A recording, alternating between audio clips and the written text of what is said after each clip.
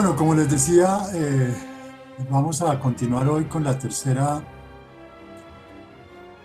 escuela o el tercer paradigma de, de esta primera unidad, que les recuerdo nos ha llevado primero por el justnaturalismo y el cual nos presentó, digamos, una visión del derecho que lo amarra a los modelos ejemplarizantes de vida buena, en general a los modelos de vida buena, incluso en las versiones confesionales como las de Tomás de Aquino. Esto es importante porque digamos que hay un justnaturalismo vulgar que amarra o que pretende amarrar el derecho a la religión, como el ejemplo lamentable del juez de Cartagena de hace un par de semanas. Ese realmente es un justnaturalismo ramplón, básico, primitivo, que casi, que digamos en el derecho, pues siempre hay personajes que, como el ex procurador Ordóñez, que guardan escondidamente esas pretensiones, pero reitero, es un paradigma bastante burdo, bastante básico, ¿sí? Es un justnaturalismo vulgar. El justnaturalismo nunca se presenta de una forma tan pueril, ¿sí? El justnaturalismo y el derecho natural son realmente elaboraciones mucho más elaboradas, como incluso lo veremos más tarde con el neojustnaturalismo, ¿sí? Ni siquiera ese neojustnaturalismo es tan básico como las expresiones locales que a veces hemos visto en Colombia de lo que se pretende o de lo que ellos querrían mostrar como justnaturalismo. Punto es que el justnaturalismo indudablemente eh, amarra el derecho, determina el derecho, supedita el derecho a unos modelos de vida buena, a unas virtudes, ¿sí? Más que a unos principios religiosos, ¿sí? A lo que, por eso el concepto de bien común. Ese concepto de bien común es precisamente las, las, uh, las virtudes, las prácticas virtuosas que una sociedad tiene para sostener sus dinámicas cotidianas. Entonces el derecho, por supuesto, queda supeditado a proteger esas prácticas virtuosas, a proteger esos modelos ejemplarizantes de vida buena, que no necesariamente, reitero, remiten a principios religiosos. Eso ya es casi que tribal, ¿sí? Y el derecho natural y el justnaturalismo, digamos que nunca se han presentado en esa simplicidad.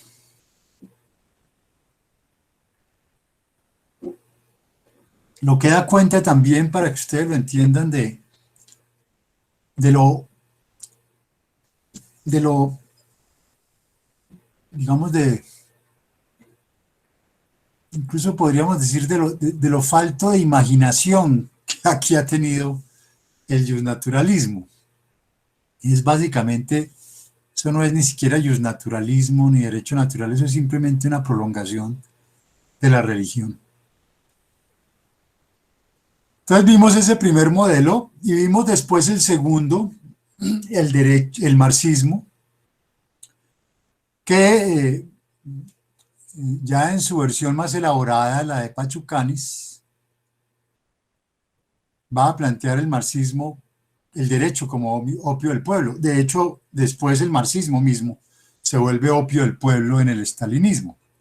El marxismo, un marxismo básico, un marxismo vulgar, un marxismo mecanicista, un marxismo reducido a determinismo económico, en últimas un marxismo autoritario y dictatorial como el de Stalin, pues obviamente en ese contexto el derecho socialista se concibe para mantener una dictadura y por tanto deviene un opio del pueblo, tan opio del pueblo como podría el marxismo haberlo planteado para el capitalismo. El punto es que, digamos, la idea central aquí es que el derecho se convierte primero en un instrumento ideológico, es decir, en un instrumento de ocultamiento, de distorsión de la economía,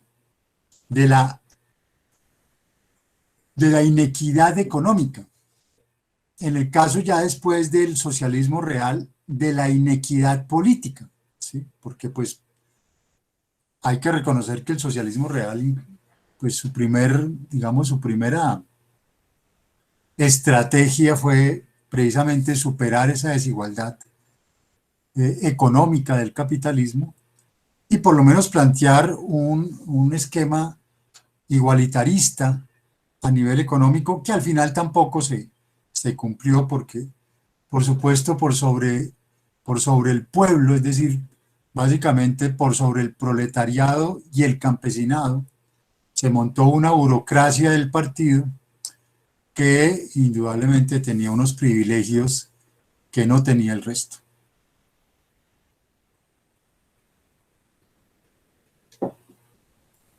Y llegamos a la tercera escuela, al tercer paradigma, que es el realismo.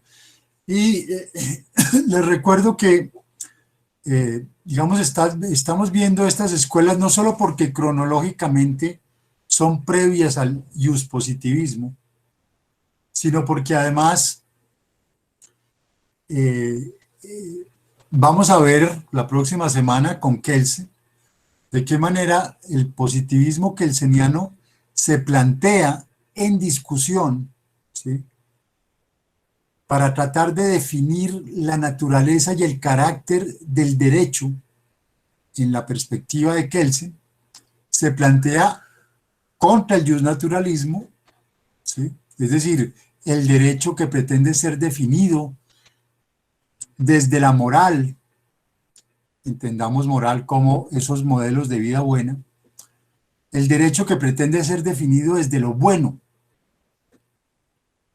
contra el realismo, que pretende, vamos a ver, definir el derecho desde la eficacia, y también contra el marxismo, porque Kelsen da la pelea también con el marxismo, porque Kelsen como académico, como observador, ¿sí?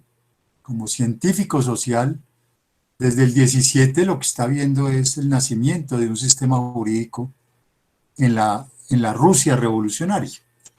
Insisto, en este momento Rusia revolucionaria todavía no es la Unión Soviética. La Unión Soviética se constituye cuando se promulga su constitución alrededor de 1936, precisamente con el apoyo de Pachucanis, que después será señalado por el estalinismo como traidor y será fusilado en las purgas estalinistas del 36, ¿sí? Donde Stalin realmente ya termina de afianzar su dictadura. Entonces, estas tres escuelas son además las tres escuelas, los tres paradigmas que va a confrontar después Kelsen. Y ahí la importancia, digamos, para después comprender la estatura de Kelsen y también, pues obviamente, comprender las tensiones, las contradicciones, los conflictos en los que cae el mismo Kelsen. Pero hoy vamos a pasar entonces al realismo. Ahí tenemos la lectura de Roscoe Pound, que es el derecho. Pound, que es uno de los realistas norteamericanos, de los realistas estadounidenses. Porque el realismo donde realmente, eh, digamos, tuvo su crisol es en Estados Unidos, su crisol inicial. Después viene el realismo escandinavo. Por eso he puesto además el realismo antes que el positivismo, ¿sí? Ya lo vamos a ver por qué. Además, pues, por autores como Jenny, porque indudablemente, más que frente al realismo escandinavo, es frente al realismo estadounidense, que igualmente Kelsen va a reaccionar. El siglo XIX jus teórico es muy interesante. Casi que uno podría dedicarse solamente al siglo XIX, ¿sí? Por ahí hay un libro de, de un italiano, no recuerdo el nombre, que se llama el Novecento jurídico, poco recordando la película extraordinaria de Pasolini, Novecento, que reconstruye pues las luchas populares revolucionarias del siglo XX. Pero uno podría decir, porque el Novecento pues es el siglo XX, 1900 a 1999. Pero el siglo XIX, que es de 1800 a 1889, podría ser el 800, el 800 jurídico, el 800 jus filosófico, ¿sí? O más bien el 800 jus teórico, porque indudablemente lo que vamos a ver aquí es la ruptura epistemológica entre la filosofía del derecho y la teoría jurídica. La filosofía del derecho culmina su trasegar, por lo menos en un primer momento, a finales del siglo XVIII y comienzos del siglo XIX, con los grandes modelos filosóficos de Kant y de Hegel. Ahí, indudablemente, la filosofía del derecho llega a su máxima expresión.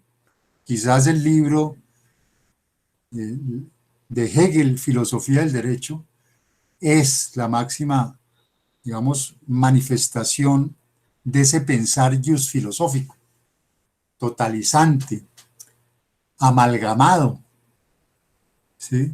Donde se confunde el derecho válido con el derecho justo, con el derecho eficaz, ¿sí? La gran reflexión filosófica. Pero a partir de la escuela de la exégesis, de la promulgación y consolidación del Código Napoleónico, porque finalmente quien terminó, así haya sido derrotado por las armas, quien terminó venciendo fue Napoleón, con su Código Napoleónico, con su Código Civil, porque el Código Civil a partir de entonces se convierte en el instrumento de regulación del derecho privado en toda Europa, ¿sí? Y en el mundo entero, al día de hoy.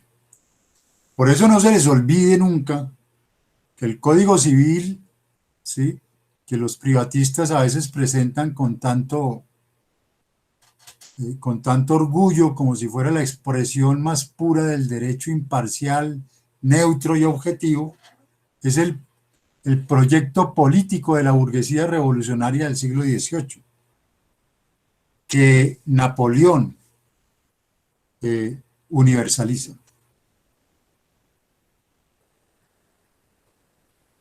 Entonces, a partir de la escuela de la exégesis, se inicia la ruptura con la filosofía del derecho. Y esa ruptura, digamos, se va profundizando con la escuela histórica del derecho de Bonsavigny, con la jurisprudencia de conceptos de von Heering, que transita él mismo después, veremos ahorita, la jurisprudencia de intereses. Y finalmente con el movimiento por el derecho libre, que es un antecedente del realismo. Y todas estas 4 escuelas del siglo XIX, que reitero, son de gran importancia, incluso para Colombia,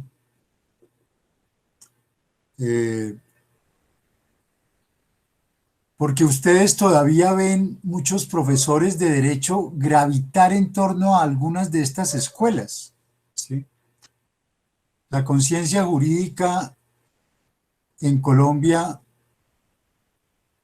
ha compartido el verso de Julio Flores: todo nos llega tarde, hasta la muerte, decía Julio Flores, pero también podríamos decir que todo nos llega tarde hasta la teoría jurídica. Y por eso el siglo XX colombiano es un siglo de atraso teórico y de atraso filosófico.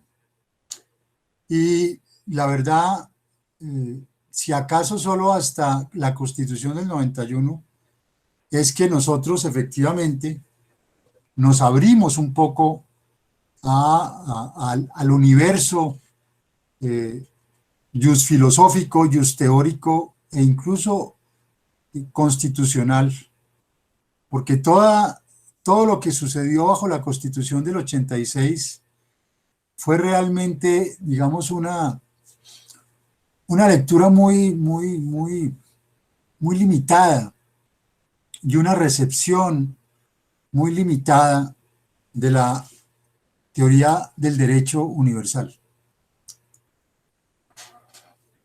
Y por eso vamos a encontrar profesores que al día de hoy todavía reivindican la jurisprudencia de conceptos. Profesores que todavía reivindican la escuela de la exégesis, ¿sí? Profesores que todavía de alguna u otra manera reivindican la jurisprudencia de intereses o la escuela histórica del derecho. Es decir, cuando ustedes, compañeros, y se los digo porque es una experiencia personal, porque yo me he recorrido este país dando clases y he tenido y clases de derecho, de filosofía del derecho, y he tenido que ver la conciencia jurídica en la periferia del país, ¿sí? Es que puedo dar testimonio del atraso en la periferia, ¿sí? Atraso que muchas veces también lo tienen ustedes acá, en muchas universidades de garaje, así las haya bendecido posteriormente el gobierno con sus prebendas y las haya catapultado a instituciones universitarias de renombre, donde se sigue y se siguió durante mucho tiempo dictando programas absolutamente obsoletos de derecho. De ahí el predominio de esa conciencia legalista, de ese paradigma legalista nefasto que se ha tomado el derecho en Colombia. Entonces, el siglo XIX realmente es un siglo clave, sobre todo para nosotros, porque nos permite comprender cómo nos formamos jurídicamente. Y si no me creen, porque además yo los invito a que no le crean a sus profesores. Es decir, Si hay algo que debe tener el estudiante es sospechar de sus profesores, ¿no? Comiencen sospechando de lo que yo les digo y de lo que les dicen todos. Vayan e investiguen. Cojan el libro nomás de Diego López, que cada vez, la verdad, reconozco más y que voy a tratar de releer. La teoría impura del derecho. Ese es un libro muy polémico, sin duda, y que ha despertado muchas ronchas. Obviamente tiene unas categorías muy de Diego. No sé si ustedes conocen al profesor Diego López, es una persona muy querida, javeriana. Eh, Hizo su doctorado con Duncan Kennedy en Harvard. Después vino acá y fue profesor de la Universidad de los Andes, colega mío, mientras estuve en la Universidad de los Andes, en la Facultad de Derecho. Y Diego, digamos, escribió este libro, que fue uno de sus primeros libros, La teoría impura del derecho, precisamente para mostrar la recepción de la teoría del derecho o de la teoría jurídica, digamos, del centro, como se llamaría en la periferia, que somos nosotros. Precisamente planteando esta categoría de trasplantes jurídicos. ¿Sí? Nosotros no solamente trasplantamos las legislaciones, sino trasplantamos también las teorías. ¿Sí? Ese libro es muy interesante, yo se lo recomiendo, ¿sí? Entre otros, porque da por lo menos hace una primera aproximación a la recepción just teórica e incluso podríamos decir también just filosófica en Colombia, ¿sí? Que vale la pena considerar. Entonces él muestra ahí básicamente cómo muchas de estas escuelas del siglo XIX impactaron el siglo XX, ¿sí? Casi un siglo después. Y cómo de cualquier forma esa conciencia jurídica que se creó fue la que se reprodujo posteriormente en los profesores actuales de las facultades de Derecho, en los supuestamente jóvenes profesores, ¿sí? Que se formaron a la sombra de esos maestros. Entonces, por eso es interesante, digamos, ver, y por lo menos este texto de Diego López, porque creo que no hay muchos en nuestro país. Yo tengo un texto digamos, la recepción just filosófica en Colombia. Ya hay otro de la Universidad de Santo Tomás, obviamente desde una perspectiva absolutamente confesional, aunque no deja de ser interesante, porque ese texto, la profesora Incapié lo conoce más, porque en su materia Filosofía del Derecho en Colombia, pues ha desarrollado, digamos, ese impacto. Pero hasta más o menos los 30, hasta la década de los 30 del siglo pasado, es decir, prácticamente hace un siglo, los programas dominantes en el país, en la Universidad Nacional, en esta que se llamaba Facultad Nacional de Derecho. Seguramente se la habrán ustedes oído nombrar algunos antiguos profesores, algunos de ellos todavía nos acompañan. Hasta hace poco la profesora Wanda Fernández, de gran aprecio de mi parte y respeto, ella siempre se refería a la nuestra como la Facultad Nacional de Derecho, no la Facultad de Derecho de la Universidad Nacional, sino la Facultad Nacional de Derecho, porque la Universidad Nacional se crea después de la Facultad de Derecho, ¿sí? Primero se crearon las facultades de medicina, las facultades de Derecho, no recuerdo cuál otra, y después digamos, ya se establece pues, la Universidad Nacional como tal.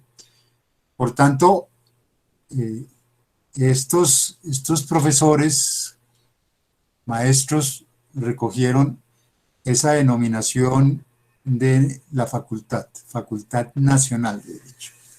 Entonces, esa Facultad Nacional de Derecho, eh, todas estas teorías gravitaron fuertemente y como les decía, el texto de la Santoto, de estos profesores de la Santoto, mostraba precisamente eso,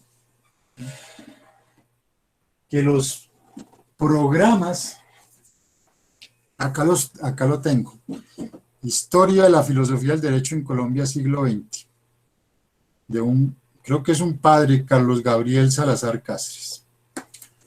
Después se los muestro cuando ponga la cámara. Entonces, ahí lo que se dictaba en la Universidad Nacional era puro derecho natural confesional, ¿sí?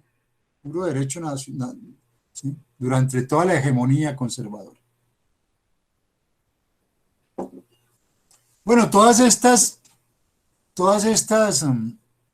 escuelas constituyen lo que yo he llamado la gestación y el parto a la teoría jurídica, ¿sí? La gestación y el parto de la teoría jurídica. Todas ellas van de alguna manera ambientando la ruptura con la filosofía del derecho. Todas ellas van ya siendo una reflexión del derecho sobre el derecho, no de la mamá filosofía y no del imperialismo epistémico filosófico sobre todas las ciencias. Aquí también ya empezamos a ver un movimiento, digamos, generalizado en todas las disciplinas, en todas, donde todas las disciplinas toman distancia de la filosofía. La pobre filosofía queda reducida, por eso más tarde va a quedar reducida solo a filosofía analítica, a filosofía del lenguaje, porque ya todo lo que hacía hasta ese momento la filosofía se lo quitaron las ciencias particulares. Y surge la teoría jurídica. Entonces, ya ahorita entraremos de las primeras expresiones de la teoría jurídica, el realismo estadounidense. Entonces vemos cómo surge primero la escuela de la exégesis, a partir del Código Civil francés, es decir, que la norma por sí misma resume su espíritu y resume su espíritu en su expresión gramatical y sintáctica. Es decir, que no hay que buscar interpretar la norma. La norma no se interpreta. La norma básicamente se lee. La norma por sí misma da su sentido. No hay que ir más allá. La norma además aquí está toda esta concepción de la ley como fruto de un legislador racional. Recuerden que esto es la concreción del siglo XVIII, ¿sí? Del siglo ilustrado, ¿sí? La razón se condensa en un legislativo y el legislativo es el gran, digamos, el gran gestor de la norma plenamente racional. Es esta visión romántica, titánica de la norma, de la ley. La ley proyecta su sentido sin necesidad no dicho, con solo leerla. De aquí provendrá esa maravillosa concepción de el juez como boca de la ley. El juez no puede más que aplicar la ley. porque la ley ya en sí misma lo contiene todo, ¿sí? Y el juez es simplemente el, el, el medium de la ley, por tanto el medium del legislador. El juez no legisla, el juez no es discrecional, el juez no es creador de derecho, el juez es la boca de la ley. Y en el otro extremo ya surge en Alemania Bon-Savigny, ¿sí? Que confronta ese racionalismo, ese dogmático, ese dogmatismo racionalista de la exégesis, ¿sí? Y que muestra que en todo caso no se puede hacer una abstracción del contexto y no se puede pretender que un legislador racional eh, resuma en la ley, digamos, toda su intención de una manera absolutamente eh, completa, total, ¿sí?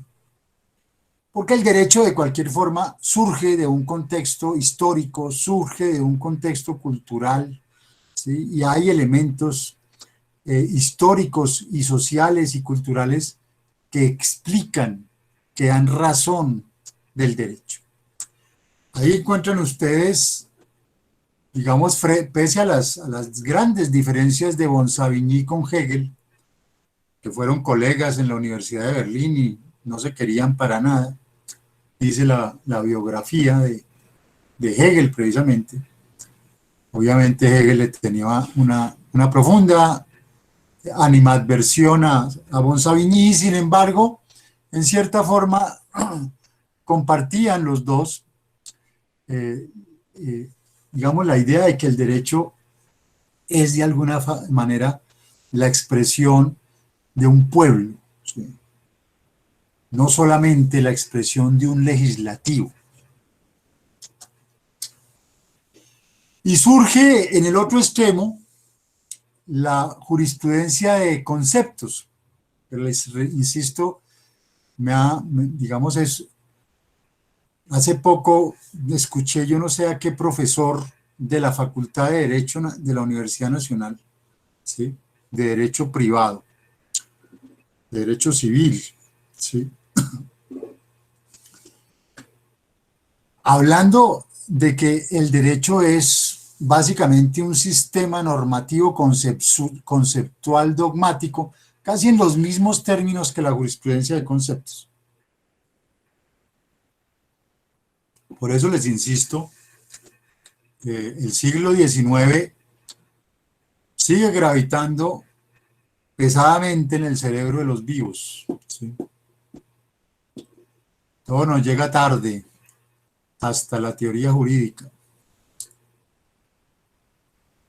Y es simpático porque es el mismo von Hering quien, digamos, reivindica esta concepción del derecho que prácticamente anticipaba no solo a Kelsen, sino a Luhmann, casi que un derecho como un sistema autopoyético, normativa, lógica, sistémicamente. Es el mismo von Hering el que después abandona esa posición y transita a lo que se va a conocer como la jurisprudencia de intereses, que era una postura poco ya mediada por las posiciones no solo marxistas, sino el surgimiento del socialismo en la primera mitad del siglo XIX, de las luchas populares que se dan en toda la década del 40 y el 50 del siglo XIX, y que empieza a ver el derecho más como una mediación de intereses sociales. Derecho vehiculiza intereses sociales y por tanto es a partir de ahí que en cierta manera hay que explicarse, digamos, su dinámica, no como si fuera un sistema normativo, lógico, sistémico, aislado de la sociedad. Bueno, y en ese contexto aparece François Genis y aparece lo que se va a conocer como eh, el movimiento por el derecho libre, el movimiento por el derecho libre. Villeny, un autor francés,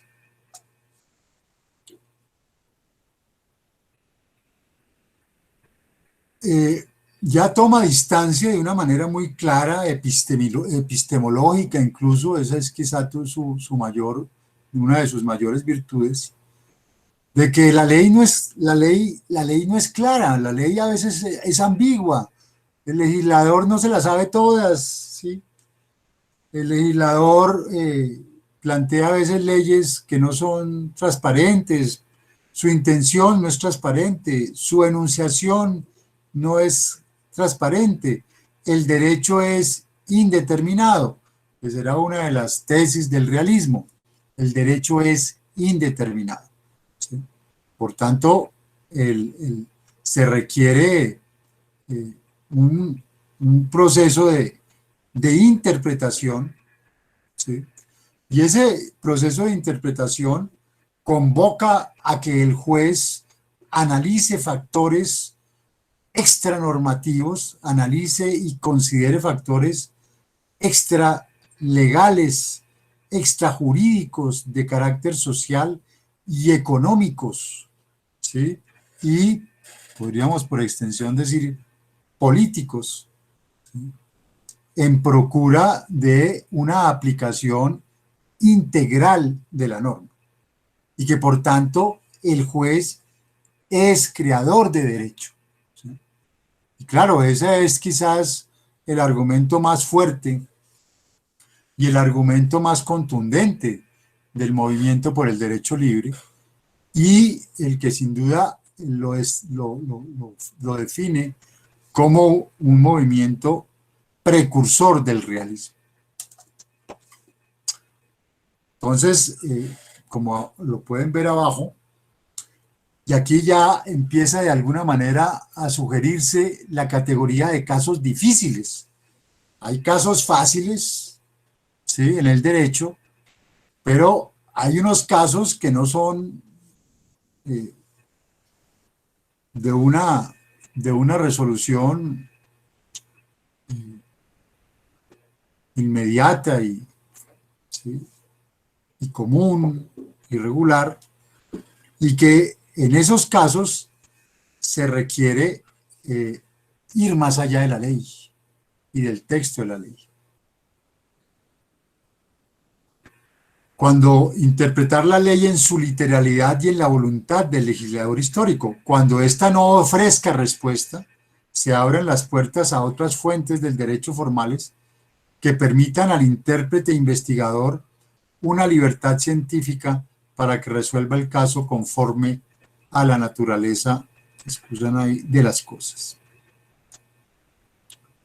Entonces, Jenny ya plantea varios de los elementos que vamos a encontrar después en el realismo jurídico propiamente dicho.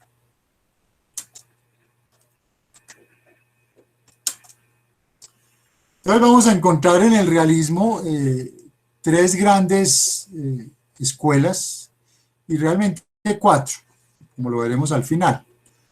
El realismo norteamericano, que es el realismo detonante, llamémoslo así, el jusrealismo. El realismo escandinavo, que es el que se va a denominar realismo psicológico. El realismo interpretativo francés, ¿sí?, que en cierta forma recoge la herencia de Jenny. Y finalmente incorporé a la clase de hoy, pues a título informativo, el realismo genovés o realismo italiano, ¿sí? Porque sin duda dos de los autores vivos, me decían, del realismo actual son Michel Troppé, francés, y Guastini, Ricardo Guastini, quien también se inscribe dentro del realismo contemporáneo. Entonces entremos a este realismo norteamericano. Y por supuesto contextualicemos un poco,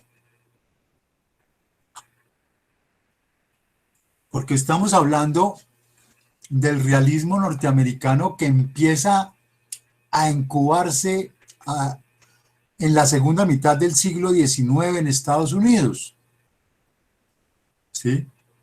Y que va a alcanzar, digamos, su máxima expresión en la década de los 30 en Estados Unidos, ¿sí? Recuerden, estamos en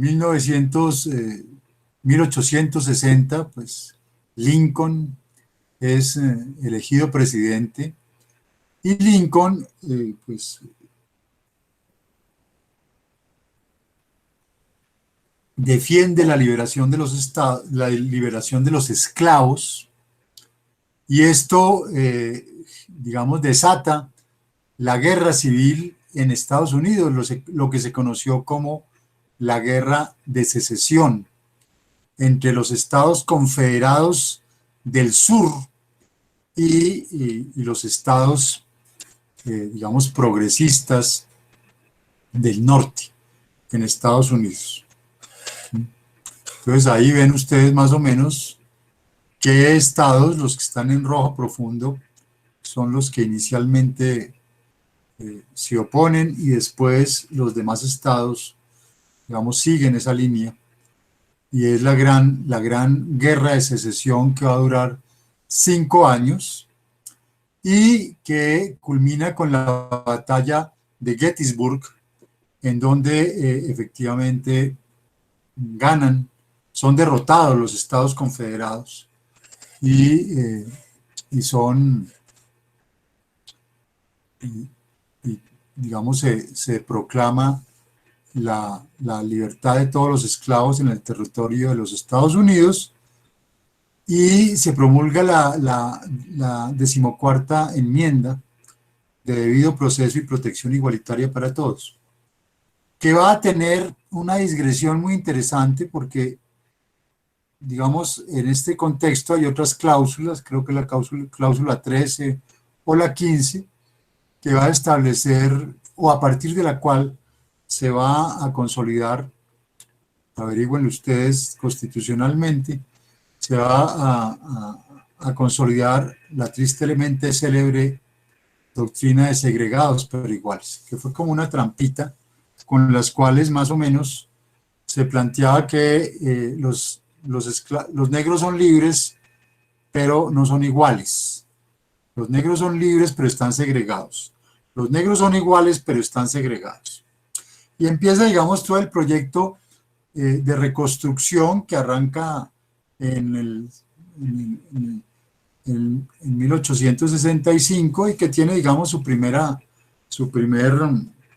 digamos, trampolín hasta el 77. Y después se viene también un proceso en el cual los Estados Unidos, digamos, completan sus fronteras, obviamente a sangre y fuego, primero en las guerras indias, que es básicamente el genocidio de las primeras naciones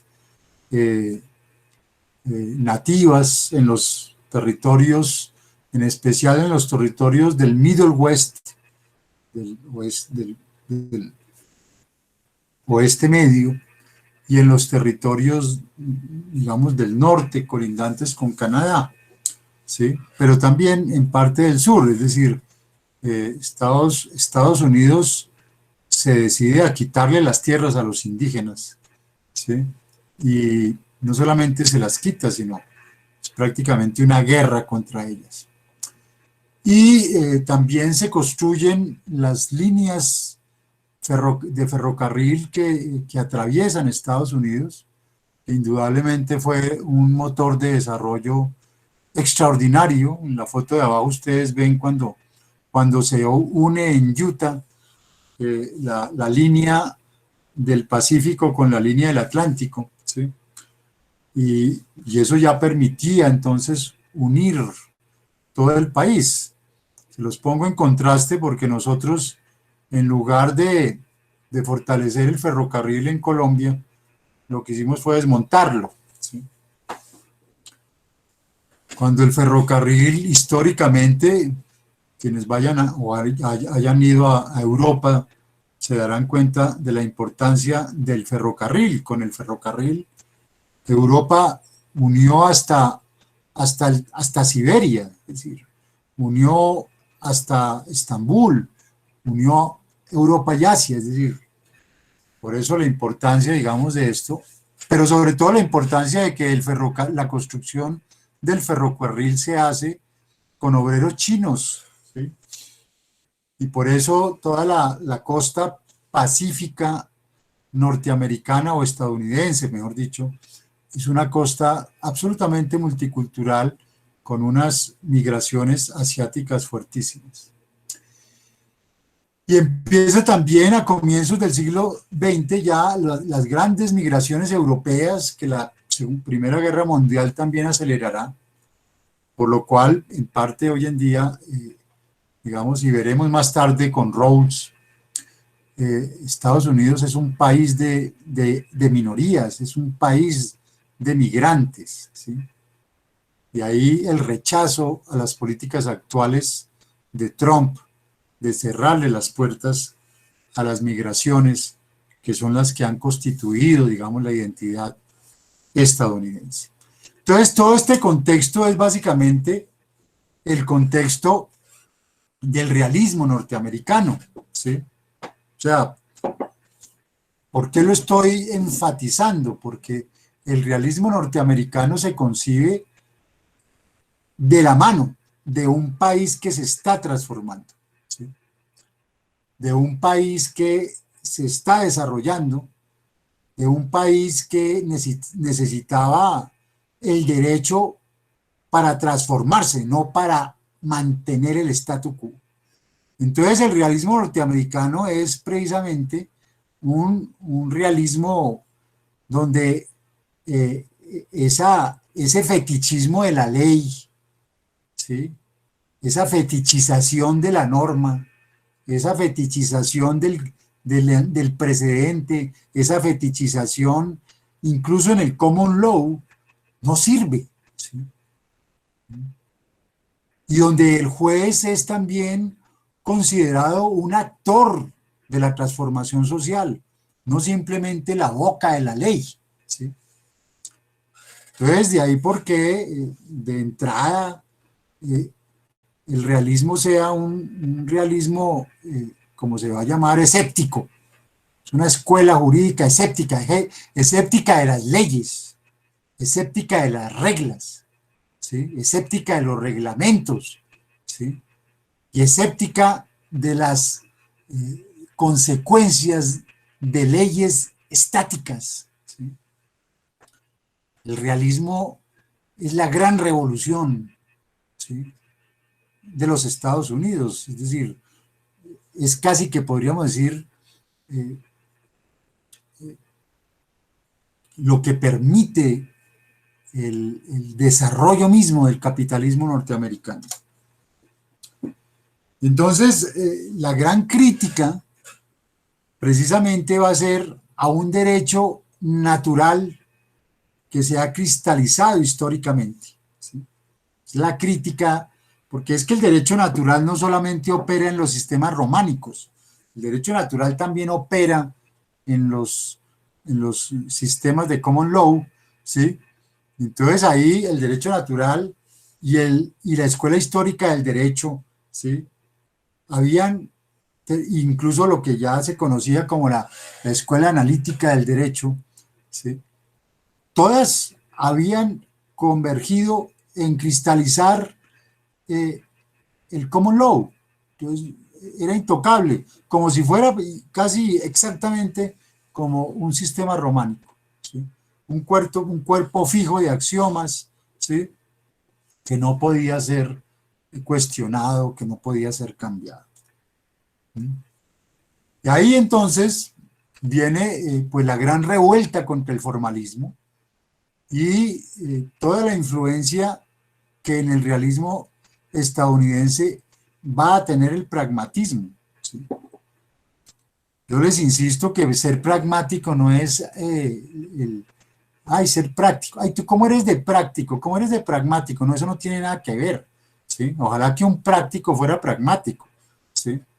El pragmatismo es toda una filosofía, es toda una concepción del mundo, es toda una concepción teórica, ¿sí?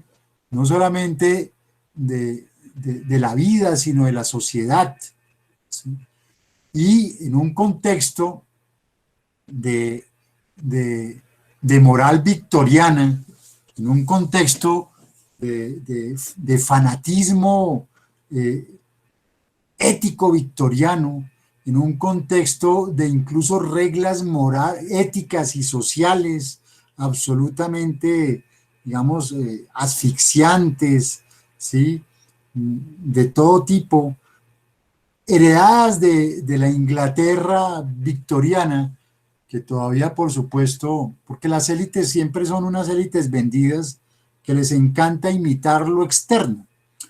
Entonces, las élites estadounidenses que se preciaban de haber acabado con la monarquía y de haber roto con Inglaterra, eran las primeras que se arrodillaban a todas las reglas y a todas las normas, ¿sí?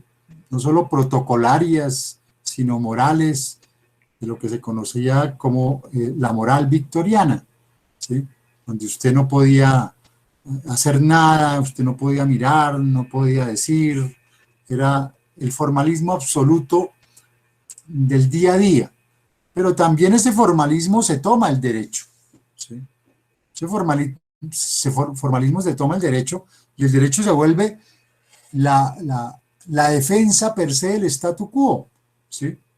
La defensa del statu quo, como ustedes lo encuentran y lo siguen encontrando hoy en día en muchos sectores, ¿sí? Derecho es para preservar, ¿sí? Las instituciones, derecho es para preservar la dinámica social, derecho es en últimas para preservar los privilegios, derecho es para preservar una situación dada. Entonces el pragmatismo, ¿sí? Con autores como Dewey, empiezan a hablar de democracia radical, ¿sí? Peirce empieza a hacer una crítica al cartesianismo, al idealismo, al racionalismo cartesiano. James empieza a hablar de pluralismo ético, imagínense eso en pleno contexto de hegemonía victoriana. Y Mead empieza a plantear el giro lingüístico, empieza a plantear que con las palabras se transforma la realidad y que por tanto, por digamos, por extensión, con el derecho se transformaba la realidad. El derecho no era para mantener el statu quo, ¿sí? Entonces, esta teoría pragmática del derecho que inicialmente Europa siempre miró con desprecio a Estados Unidos y siempre miró con desprecio la academia norteamericana y siempre le pareció que pues Europa era la gran heredera ¿sí? Hegeliana de la razón universal. Les quiero decir esto porque hoy en día Europa mira al pragmatismo, ¿sí? Incluso las teorías jurídicas miran al pragmatismo, en parte como lo ha hecho Habermas, en parte, solo en parte, ¿sí? Pero hay autores, en especial en la escuela, en la Universidad de Lovaina, profesor que nos ha visitado, que yo invité cuando fui director del doctorado en Derecho, profesor de Monk, ¿sí? Que presentó una extraordinaria conferencia, que claro, eso a nosotros no entendemos estas vainas todavía, pero presentó una conferencia sobre la fundamentación pragmática del derecho. Y pragmatismo no entendido en términos de filosofía analítica, sino pragmatismo entendido en estos términos políticos, en estos términos morales, ¿sí? En estos términos filosóficos. Entonces el pragmatismo alimenta ese realismo inicial, ¿sí? y introduce, digamos, esta idea fuerza de el derecho como un instrumento de acción, ¿sí? La teoría como un instrumento de acción. Y en ese contexto, ¿sí? En ese contexto, la figura de quien va a ser uno de los grandes magistrados de la Corte Suprema de Justicia de Estados Unidos, ¿sí? Que es Oliver Wendell Holmes, quien será uno de los más reconocidos jueces de la Corte Suprema de Estados Unidos, ¿sí? Y profesor además asociado en la Facultad de Derecho de Harvard, y quien será un magistrado que muy longevo, vivirá prácticamente 90 años. Cuando muere, obviamente, Holmes, eso va a constituir un giro en la jurisprudencia de los Estados Unidos, un giro del cual todavía no se recupera, porque en ese instante las posiciones conservadoras, como nos ha sucedido a nosotros acá, se fueron tomando lentamente la Corte Suprema de Justicia, que hasta ese instante haya sido una corte supremamente garantista, supremamente progresista. ¿Sí? Entonces es Holmes, ¿sí? Quien entre otros tiene su libro, el Common Law, ¿sí? Quien va a ser un crítico implacable del pensamiento legal clásico, ¿sí? de, esa, de, ese, de ese paradigma jurídico convencional, de esa separación entre derecho, moral y política, ¿sí? Y quien empieza realmente, digamos, a cuestionar el pensamiento jurídico clásico, que en últimas era un defensor a ultranza, no solo claro, no, del statu quo en términos de qué, del statu quo en términos de defensa a ultranza de la economía de mercado, ¿sí? Del capitalismo monopólico, del capitalismo liberal, ¿sí? Del individualismo, ¿sí? Él empieza a mostrar que detrás de esa supuesta defensa de la ley, ¿sí? Con la que se llenaban la boca los abogados de su momento, lo único que había era una defensa de ese capitalismo competitivo, ¿sí? Que no admitía regulaciones jurídicas sobre la economía de mercado. Entonces habían reducido el common law a defensa de la economía de mercado, a ultranza competitiva, ¿sí? Sin ninguna intervención del Estado en su regulación.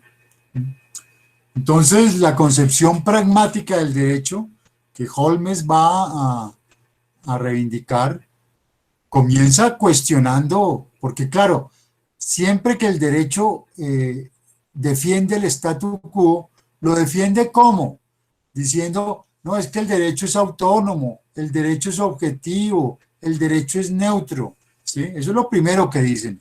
Eso es ideológico, en el sentido precisamente que lo había planteado Pachucanis. Ahora, Holmes no conoce a Pachucanis, está diciendo esto antes que Pachucanis, ¿sí? Ni conoce a fondo, indudablemente habrá leído algo de Marx, pero no conocía una teoría del derecho de Marx, como por ejemplo nosotros la pudimos ver hace una semana, ¿sí? Entonces, los planteamientos de Holmes se están derivando del pragmatismo de su momento, ¿sí? Y es ese pragmatismo, esa teoría pragmática la que le hace decir el derecho no es autónomo, no es objetivo, no es neutro.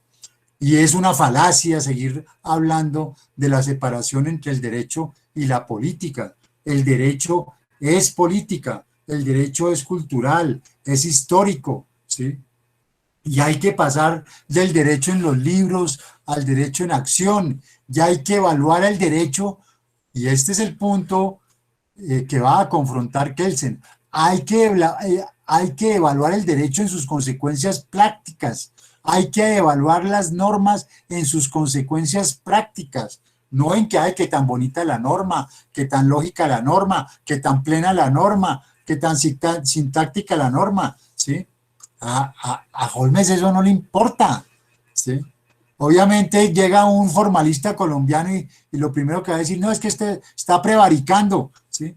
Bueno, Holmes le habría dicho, me importa un bledo estar prevaricando. El derecho no es para estar haciendo defensas per se, ¿sí?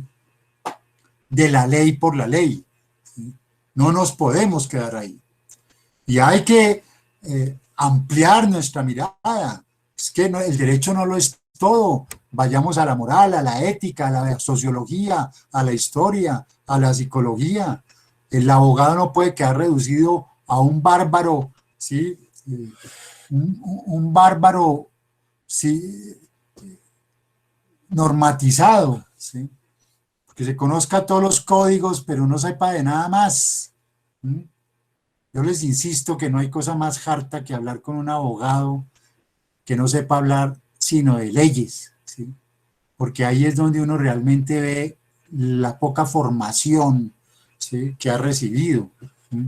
Recuerdo cuando fui a la universidad la última vez, que al comienzo la Universidad Surcolombiana era otra cosa, su facultad de Derecho, ¿sí?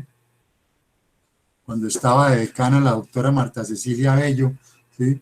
Hombre, uno veía hasta un cuerpo de profesores que cultos. La última vez me acuerdo que me fueron siempre lo invitan ahí a uno a comer viudo de Capax, ahí al pie del Magdalena. No, Dios mío, ese Capax yo no sabía qué horas terminármelo, porque bien grande que era y además con harta papa, yuca y arroz. Y y este nuevo decano de Derecho y este nuevo director del programa de Derecho, Dios mío, no sabían hablar sino de leyes, de tribunales, ¿sí? De sentencias. No sabían hablar de nada más, qué pereza, ¿sí? Qué, qué, qué, sí, qué incultura, ¿sí? Está bien que hablen eso en sus clases, yo no estoy diciendo que no, y si quieren en la facultad, pero en un almuerzo donde hay más profesores, ¿sí? Hombre, eso lo único que denota es ignorancia. Entonces, formemos abogados más amplios, formemos abogados más cultos, ¿sí? Entonces, por eso su crítica a, a ese pensamiento legal clásico, reduccionista, eso es lo que yo les he dicho a ustedes, que hoy en día es la hegemonía del paradigma legalista en Colombia, ¿sí? Que se tomó el país, ¿sí? Se tomó el país. Entonces Holmes eh, elabora el realismo como una teoría jurídica pragmática. Él, Pound, Cardoso, Cohen, ¿sí? Llewellyn, Frank, ¿sí? Toda una generación de abogados transformadores que después se, se asimilaron a la cultura jurídica de los Estados Unidos. Ustedes le preguntan hoy en día a un abogado en Estados Unidos, ¿usted leyó a Pound, a Cardoso, a Cohen? Sí, claro, obviamente, ¿sí? ¿Y usted sabe de qué escuela eran ellos? No, ellos no saben que eran realistas, pero saben que tenían una concepción transformadora del derecho, ¿sí? Se volvió parte de la cultura jurídica en los Estados Unidos, ¿sí? Porque ahora no salgan con la mamertada de que es que todos los gringos son malos, ¿no? Porque ahí hay que distinguir, y cuando lleguemos a Rawls vamos a ver que Estados Unidos ustedes no lo pueden simplemente reducir a Trump, ¿sí? Trump es las élites de los Estados Unidos, ¿sí? Y representa unas élites incluso desfasadas de su propio pueblo. Entonces, en el derecho también eso se ha visto reflejado. Y si ha habido un sitio donde el derecho ha sido revolucionario y transformador, donde el derecho no ha sido simplemente un invitado de piedra, ha sido los Estados Unidos y esa concepción pragmática del derecho. Y entonces, Holmes por eso coge el pragmatismo y lo mete al derecho. Y ahí viene, mire, la conferencia a los estudiantes de derecho en 1897, finales del siglo XIX, ¿sí? O sea, ese libro hermoso, precioso, ¿sí? Que se lo recomiendo, La senda del derecho. El derecho no padece de un exceso de teoría, sino más bien de su defecto. Para una imaginación de cierto alcance, la forma más trascendente del poder no es el dinero, sino el dominio de las ideas. Si queréis grandes ejemplos, observad cómo 100 años después de su muerte, las especulaciones abstractas de Descartes se habían convertido en una fuerza práctica capaz de guiar la conducta de los hombres. Leed las obras de los grandes juristas y comprobad hasta qué punto el mundo se haya regido hoy en mayor medida por Kant que por Bonaparte. No todos podemos ser Descartes o Kant, pero todos deseamos la felicidad. Y estoy seguro de que la felicidad no puede alcanzarse únicamente siendo abogado de grandes compañías y teniendo unos ingresos de $50,000 anuales, una inteligencia suficientemente grande para conseguir el premio. Necesita otros alimentos distintos del éxito. Son los aspectos más remotos y generales del derecho, los que le confieren un interés universal. A través de ellos llegaréis no solo a convertiros en grandes maestros en el ejercicio de vuestra profesión, sino a conectar vuestra materia con el universo y a captar un eco infinito, un destello de su insondable proceso, un indicio del derecho universal.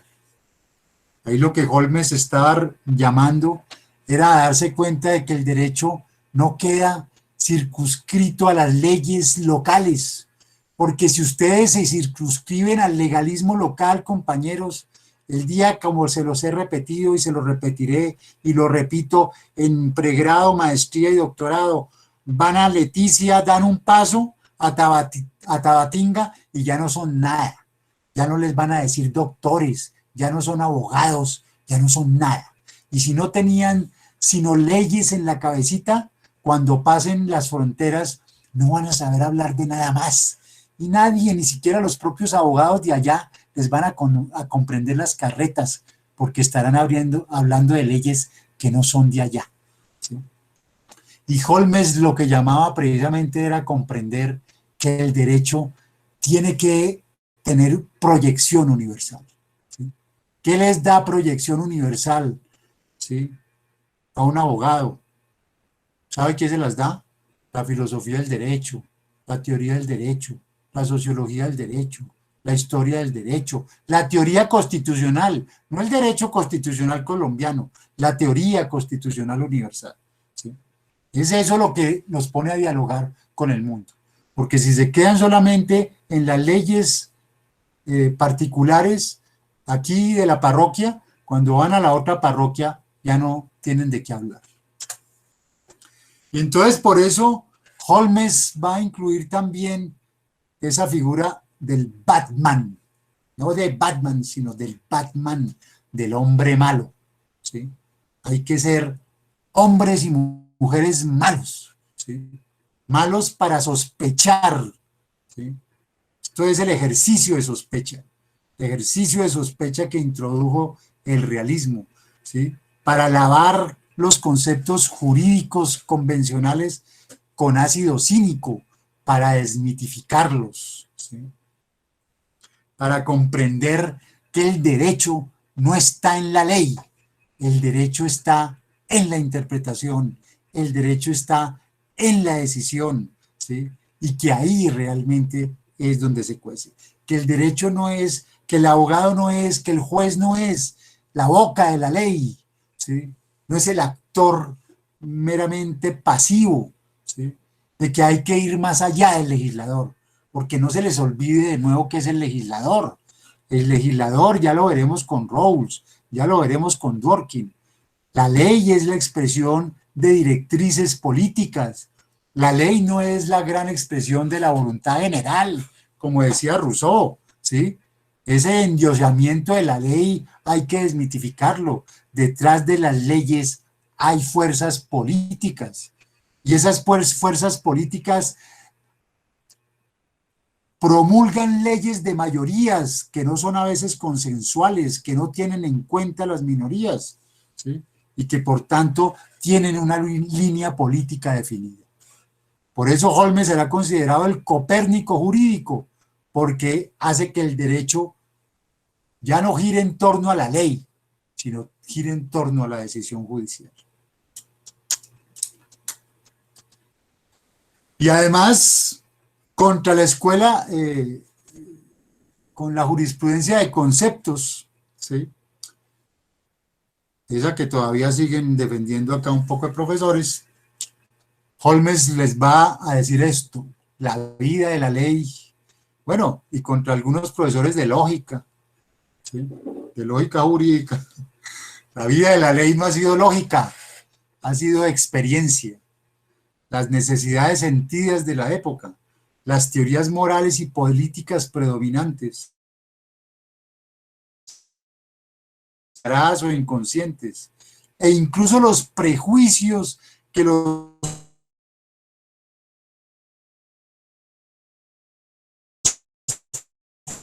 jueces comparten con sus semejantes, los prejuicios para determinar las reglas por las cuales los hombres deben ser gobernados.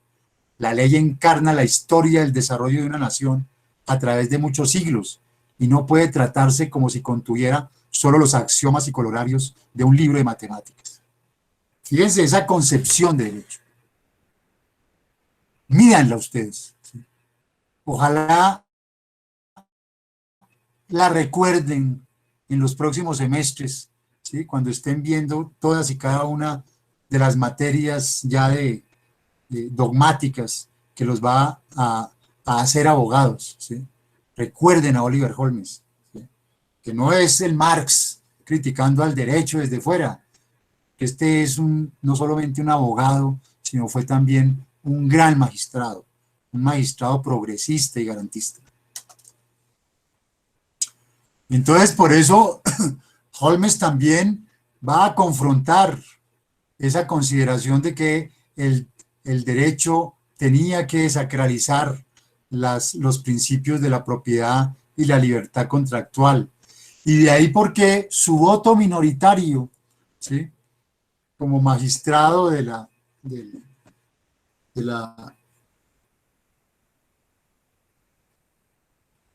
la Corte Estatal, confronta precisamente no solamente el librecambismo, la doctrina del laissez-faire económico, que había sido defendida y que había sido también cristalizada por el common law, ¿sí? Entonces, en 1905, en su voto minoritario, Lochner versus New York va a plantear la 14ª enmienda, que es la enmienda que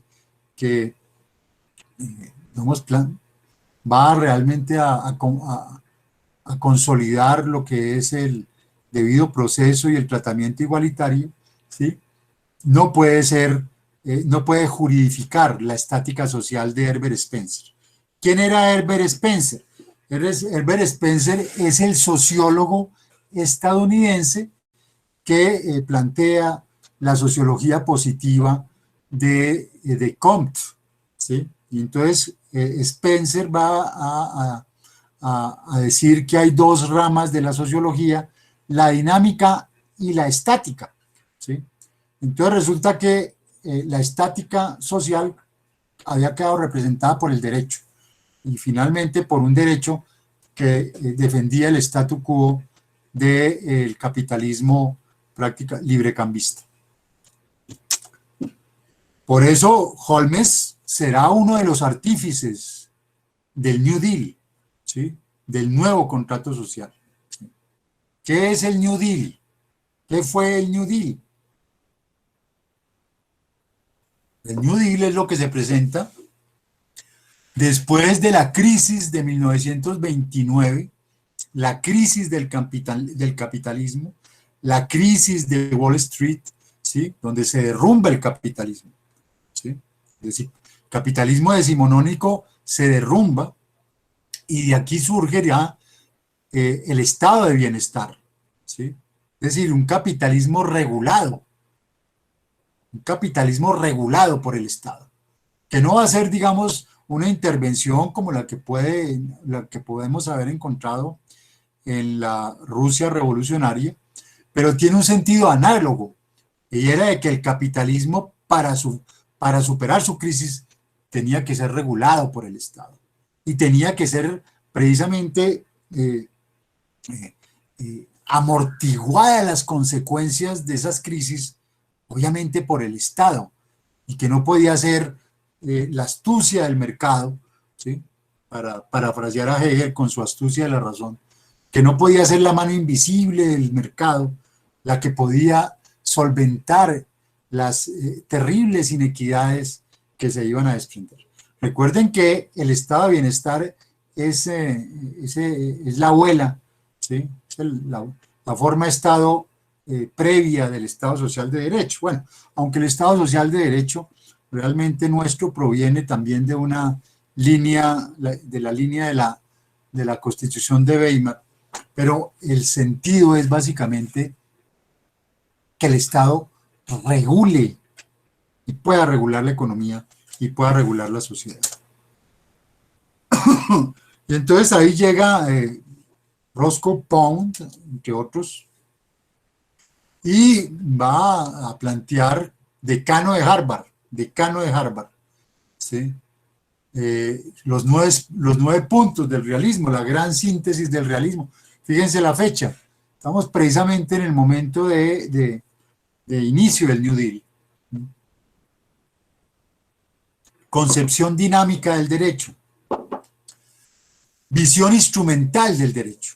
El derecho tiene que estar concebido para lograr fines. Concepción dinámica de la sociedad cambia, ¿sí? Superación del divorcio entre ser y deber ser, ¿sí? Hay un deber ser. Uno muchas veces oye estas que me parecen, ay, pero es que eso es un deber ser, ¿sí? Es la soquetada más grande que yo a veces escucho, a veces incluso en los doctorados en Derecho. Ay, pero es que eso es un deber ser. Sí, tonto, es que el deber ser es lo que precisamente le permite formular una dirección al ser, ¿sí? Ese es el sentido del deber ser. ¿Mm? Ay, es que eso es un deber ser. No, es que el deber ser es lo que le marca a usted la hoja de ruta, ¿sí? Para eso son los deber ser. Desconfianza en reglas y conceptos jurídicos tradicionales. Desconfianza en reglas prescriptivas, en que las reglas prescriptivas sean el factor protagonista de la decisión judicial. Creencia en que casos y situaciones jurídicas no deben ser agrupadas en categorías tradicionales. Valoración de todas las áreas del derecho por sus efectos. Mire, siempre les repito, en los programas de maestría y doctorado, y se los digo a ustedes, cojan y evalúen el derecho social, derecho administrativo, derecho penal, ¿sí?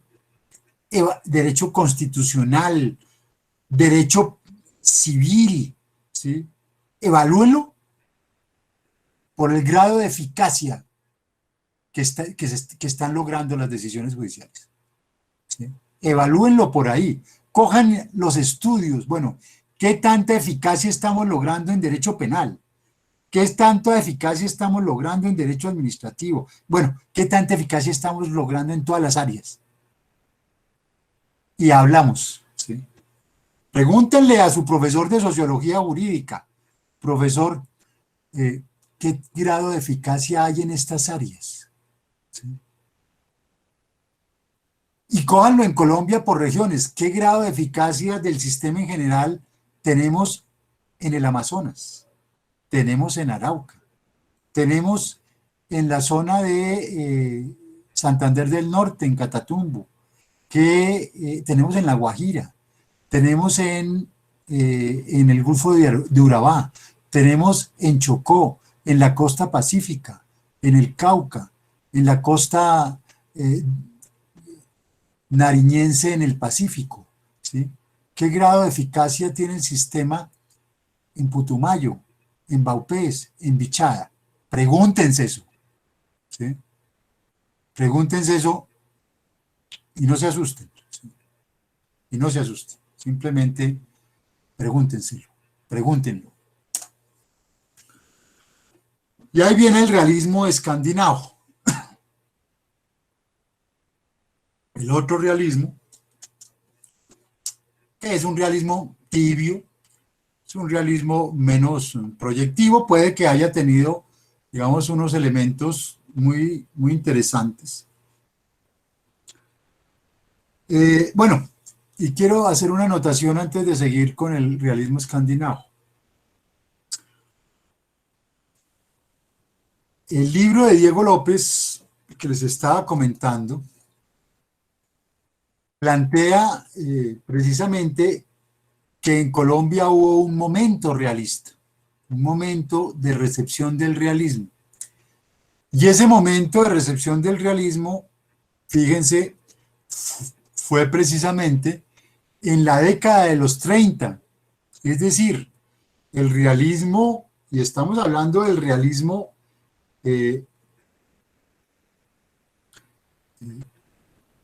cuando se ha desmoronado, cuando está siendo cuestionada la hegemonía conservadora históricamente va desde el 86, porque la Constitución del 86 fue una constitución confesional, conservadora, ¿sí? Fue el proyecto político de los terratenientes, como lo dice Francisco Leal Buitrago en su libro, ¿sí? En su obra. Fue la constitución que derrotó a la constitución liberal, progresista del 63. Y entonces ahí se inaugura no solo la hegemonía conservadora, sino también se inaugura la violencia en Colombia. Por eso nosotros nunca hemos superado la violencia, nunca la hemos superado, ¿sí? Nosotros llevamos en guerra desde la Constitución del 86. No hemos parado, ¿sí? Parece que no vamos a parar. Entonces, en los 30, cuando se derrumba la hegemonía conservadora, que ideológicamente va a tener como puntal el justnaturalismo en su versión más básica, más pueril, en su versión religiosa, ¿sí? Desde la Universidad del Rosario, perdón, desde el Colegio Mayor de Nuestra Señora del Rosario, que sigue siendo un colegio, ¿sí? Así le hayan cambiado el nombre a universidad, sigue actuando como un colegio. Los digo por experiencia propia.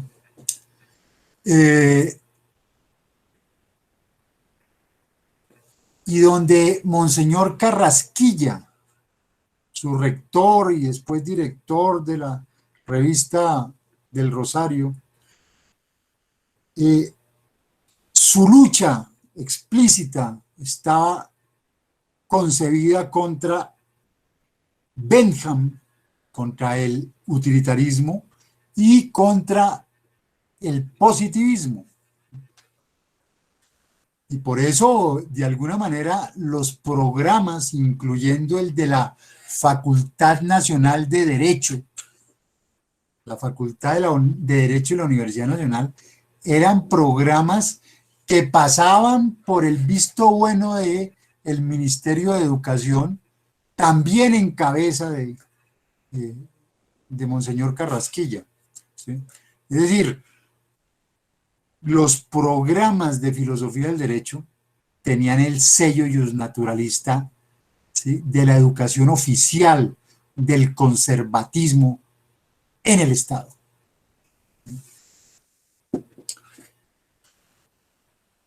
Entonces, al derrumbarse la hegemonía conservadora y llegar un gobierno liberal, ¿sí? primero Olaya, que es un ingeniero, y después llega un gobierno que va a tener, en cierta manera, una trascendencia profundamente transformadora en nuestro país, que fue el primer gobierno de López Pumarejo. Lean ustedes el libro del profesor,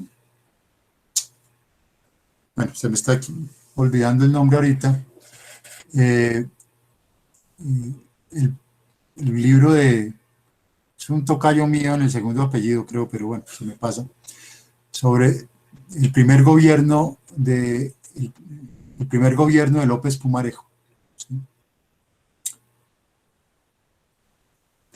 En ese gobierno profundamente disruptivo, eh, surge el realismo en Colombia. Y surge precisamente con toda una jurisprudencia en la Corte Suprema de Justicia, más o menos en los años 36 a 45. ¿Sí? Después obviamente vuelve a gobernar incluso una de las facciones más violentas, que fue la facción laurianista en Colombia, que de alguna manera es la que desata la violencia de los años 50, ¿sí? Y el realismo vuelve a opacarse. Pero Diego López, teoría impura del derecho, precisamente muestra que en este periodo surge lo que él va a llamar la crítica al fetichismo de la ley en Colombia. Y habla de un magistrado, Eduardo Zuleta Ángel, ¿sí? Que escribe en el 36 el fetichismo de la ley escrita. ¿Sí? El fetichismo de la ley escrita. Por eso, en buena parte, Diego López recoge el sentido antiformalista de la Constitución del 91, digamos, sus antecedentes habrían podido estar o podrían leerse en ese surgimiento del realismo en los años 30. Entonces lean eso, ¿sí? Porque fue una revista, se publica, lo tengo acá en el libro, en la revista de Indias, volumen 1, de 1936. La revista fue directamente patrocinada por el Ministerio de Educación Nacional y se constituyó en uno de los elementos más importantes de la política cultural del primer gobierno de Alfonso López. ¿Sí? Álvaro Tirado Mejía es el autor del libro Primer Gobierno de López Pumarejo. Y les recuerdo lo que decía el maestro Echandía, donde realmente le quebramos el espinazo a la Constitución del 86 fue en la educación, que se la logramos quitar a la Iglesia Católica. Eso decía el maestro Echandía, que fue uno de los grandes protagonistas, ¿sí?, de esa que se conoció como la Revolución Liberal, ¿sí?, y donde el liberalismo logró introducir reformas casi de carácter socialista, como aquella de la propiedad social, la función social de la propiedad, ¿sí?, que es la que se va a plantear en este periodo. Entonces, fíjense de dónde surge el realismo y cómo el realismo va a estar inspirado en estas reformas radicales de los años 30 de la República Liberal, del gobierno de López Pumarejo, articulado a través de una revista del Ministerio de Educación. Entonces, para que lo investiguen ustedes, ¿sí?, porque les recuerdo que hoy más que nunca la mitad de estas materias las hacen ustedes investigando. Entonces el realismo escandinavo, pues obviamente es crítico del idealismo, crítico de la metafísica, van a, a criticar tanto el justnaturalismo como el positivismo por idealistas. Pero como ustedes ven en las etapas, pues se forma alrededor de los 30, ¿sí? Tiene digamos, un ascendiente empirista, pero después se asimilan a la filosofía analítica. Ya hablaremos de la filosofía analítica, pero la filosofía analítica es simplemente reducir el derecho al lenguaje, ¿no? Y a lógica jurídica. Eso es lo que terminó siendo la filosofía analítica, la jusfilosofía, lectoescritura y todas las teorías de la argumentación, lectoescritura para abogados, perdiendo, digamos, todo el contenido, no solo just teórico, sino también just filosófico, ¿sí? Y finalmente se desdibuja y se asimila al positivismo analítico, ¿sí? Que es Raz, McCormick, Atienza, ¿sí? Que, insisto, redujeron el derecho a teoría de la argumentación. Entonces ahí están autores como Oliver Crona y los otros, Alf Ross, pero me quiero centrar solo en esto. Muy abogados, muy juiciositos, muy bien vestidos. En la crítica es primero la reivindicación del concepto de derecho vigente. ¿Qué es derecho? ¿Qué es un ordenamiento jurídico? ¿Sí? Un ordenamiento jurídico va a gravitar no sobre la norma fundamental de Kelsen, sino sobre el concepto de derecho vigente, ¿sí? Y el derecho en acción, ese derecho que los realistas estadounidenses veían en las consecuencias de las decisiones judiciales, para los escandinavos está es en las emociones psicológicas de los jueces, cómo las emociones hacen parte. Entonces, fíjense, frente al argumento, hemos tomado decisiones en derecho, ¿sí? Como si esas decisiones fueran absolutamente autónomas e imparciales, pero habría que preguntarle a los jueces, bueno, señor juez, pero usted tomó decisiones autónomas de sus emociones, usted tomó decisiones que no fueran influidas por sus emociones, por sus sentimientos éticos o morales. Esa es la pregunta que van a más o menos a plantear los realistas, estos realistas escandinavos, que después vamos a encontrar en Martha Nussbaum, ¿sí?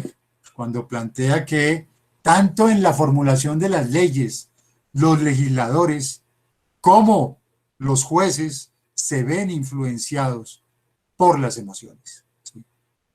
Entonces, uno se le olvida que los jueces y los legisladores tienen su corazoncito, ¿sí? Y que pueden tomar decisiones que pueden justificar como decisiones en derecho, ¿sí? Pero su decisión en derecho no tuvo corazoncito.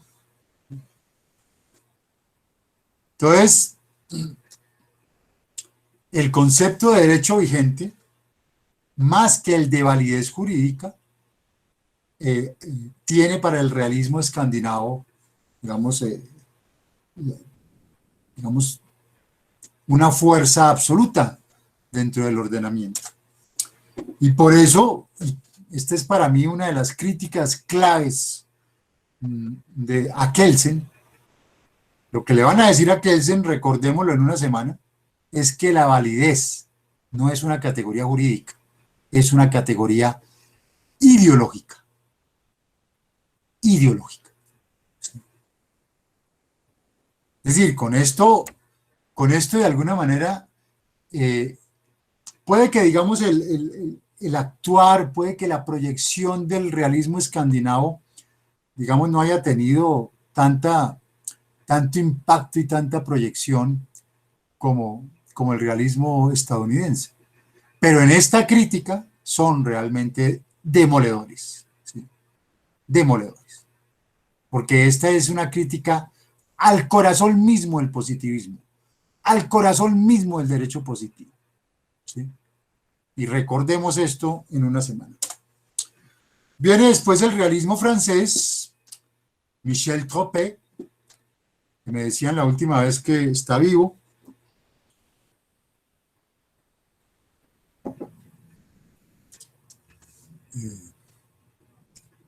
Publicado por PUF, que es Presse Universitaire de France, ¿sí? O sea, publicar ahí pues es las grandes publicaciones de la tradición francesa. Y Troppé, efectivamente, va a plantear en la línea de Genie, es el intérprete quien produce derecho, ¿sí?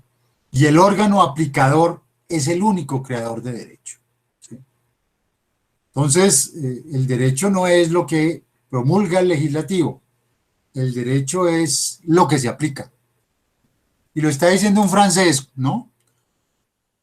Que no es common law, ¿sí? Está diciendo un francés. Y el realismo italiano, que vale la pena también tener en cuenta, porque a veces se nos olvida que en buena parte nuestra tradición jurídica se ha formado en Italia, ¿sí? Hay una, bueno, y los italianos, digamos, son los más antiguos instrumentalizadores y creadores de derecho, ¿no? Pues el derecho romano, pues nace en Italia, pues nace en Roma. Y ahí que la tradición jurídica eh, italiana no puede ser dejada de lado, ¿sí? Muchos de los profesores de sus profesores se han formado en Italia. Últimamente, por supuesto, se ha desplazado esa formación sobre todo a España, yo creo que ante todo por la lengua, ¿sí? Ya pocos ve que vayan a Italia. Uno que otro, pues el profesor Castro, que se formó en Alemania, ¿sí? Y algunos profesores que están viniendo, pues también de haberse formado en Estados Unidos, ¿sí? Y la enseñanza, digamos, la influencia del derecho italiano y de la formación italiana digamos, diluyendo, eh, pero, pero fue fuerte en la facultad y no dudo de que muchos de los profesores que se han incorporado a la facultad en los últimos 10 años particularmente, ¿sí? Sus profesores de la facultad también de la Universidad Nacional se formaron en las escuelas italianas, ¿sí?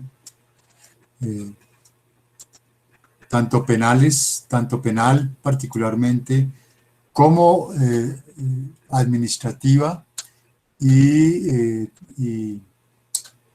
y en filosofía del derecho. El profesor Múnera, ¿sí? Que es egresado del Colegio Mayor de Nuestra Señora del Rosario, pero obviamente un profesor crítico que pudo desbordar los márgenes estrechos del Colegio Mayor, como el profesor Julio Quiñones también, que indudablemente pues tanto lo desbordaron que por desgracia, digo por desgracia para derecho, se fueron para ciencia política, afortunadamente para ciencia política, pero perdimos dos grandes profesores, abogados, ¿sí? Que se fueron que terminaron adscritos a ciencia política, que hubieran sido muy enriquecedores en el departamento de Derecho, pero en especial el profesor Múnera hace su maestría en filosofía del derecho en Italia. Entonces de ahí pues una experiencia interesante que desgraciadamente pues perdimos. ojalá pudiéramos recuperar, al menos indirectamente, ¿no? Ojalá para el profesor Múnera volviera a dictar filosofía del derecho en derecho. Entonces, Giovanni Tarello, que igualmente va a ser uno de los líderes de ese realismo italiano, y quien va a plantear ya a nivel epistemológico, que es lo interesante, que la revisión epistemológica del intérprete es profunda, ¿sí? Es decir, el intérprete no es simplemente un exegeta de la ley, el intérprete no es simplemente un continuador, ¿sí? de la ley, el intérprete introduce, digamos, en el significado una actividad, como la dice él, adscriptiva, creativa, ¿sí? Y por tanto disruptiva, ¿sí? En la aplicación del derecho. Esta es una de las interpretaciones del realismo a nivel epistemológico, ¿sí? Más, digamos, más profundas que ustedes van a encontrar. Y Guastini, que para muchos es pues, el gran autor sobreviviente de filosofía del derecho, indudablemente ellos terminan, digamos, ascribiendo, o los ascriben mejor, en lo que es esta filosofía analítica del lenguaje. Pero yo veo aquí unos elementos mucho más proyectivos, mucho más digamos, ambiciosos que la mera argumentación jurídica, ¿no? Que es a donde estamos reduciendo la reflexión just teórica y, por supuesto, just filosófica. Bueno, ahí tienen dos textos. Bueno, el segundo, interpretar y argumentar, y el otro que es teoría e ideología de la interpretación constitucional, que tiene, entre otros, a ver, compañeros, para que ustedes lo anoten, tiene una crítica a la ponderación implacable, que yo incluso he recogido para maestría y doctorado. Y esto es de la profesora María Concepción Jimeno Presa, de la Universidad de León. La elaboración de una teoría de la interpretación es una de las principales tareas a las que se han dedicado los filósofos del derecho en los últimos años. Sin embargo, han abordado el tema desde distintas perspectivas, con distintos métodos y, como es de esperar, con resultados muy dispares. Esta diversidad explica las críticas que mutuamente se dirigen entre sí los estudiosos del tema. Una de estas críticas es la que consiste en considerar equivocadas aquellas teorías de la interpretación jurídica que no posean un carácter descriptivo. Quienes esgrimen esta objeción entienden que si lo que se pretende es elaborar una teoría de la interpretación del derecho, lo que se debe efectuar es un estudio de carácter descriptivo. Este es el caso de los autores como Giovanni Tarello y Ricardo Guastini.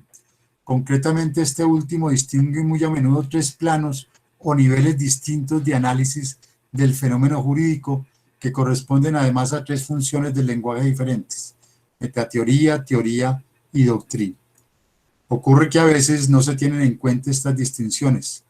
Por ello es común encontrar propuestas que se autodefinen como teorías de la interpretación del derecho, cuando en realidad constituyen doctrinas de la interpretación. Es decir, con esto básicamente lo que quiero mostrar es que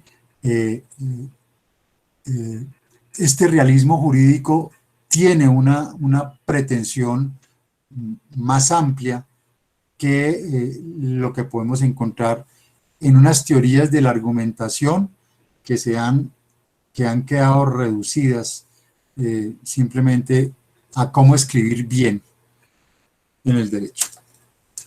Concepto de derecho y validez jurídica: derecho vigente, justicia como eficacia y obediencia a la legalidad pragmática.